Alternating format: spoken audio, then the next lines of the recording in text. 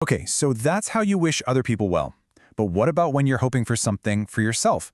This is where that grammatical twist comes in. You need a different construction, and it involves a small but really crucial change. For your own personal hopes, the phrase you need is toいいんですが, pronounced toいいんですが.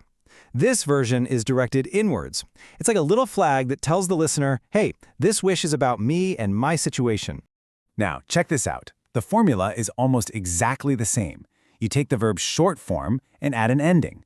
For polite situations, it's といいんですが, and for casual talk, it's といいんだけど.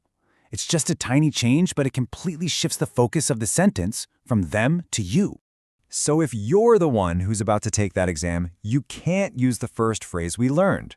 The correct way to say it would be, 私は試験が優しいといいんですが. I hope the exam is easy.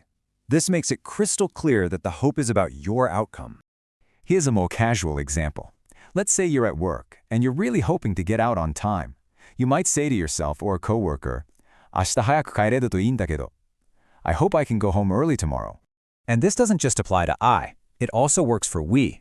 Imagine you and your friends are rushing to the station. You'd all be thinking, 私たちは電車に間に合うといいんですが, I hope we catch the train. Because you're part of the group, it's still considered a personal hope.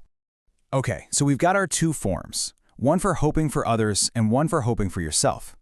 And now we get to the really cool part. The single, subtle thing that separates these two meanings. Let's look at them side by side. For others, it's といいですね.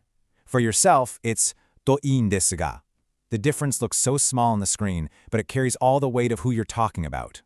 The entire difference comes down to one single sound, N, the Japanese N sound. Just by adding that one sound, you completely change the meaning. You're telling the listener that the hope is personal. It's about you, not them.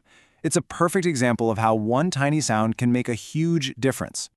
So what's that n sound actually doing? Well, besides changing the perspective, it adds a specific nuance. It makes the whole statement feel a bit softer, a little more tentative. It frames the hope as a personal, internal feeling, rather than a strong outward declaration. It's a very subtle, very natural-sounding touch. And there you have it. With just these two patterns, you can now clearly make the distinction between hoping for others and hoping for yourself. Let's do a quick recap of the core rules just to make sure it all sticks. So the main thing to remember is this. If you're hoping for someone else, you take the verb and add といいですね. If you're hoping for yourself or your group, you add といいんですが.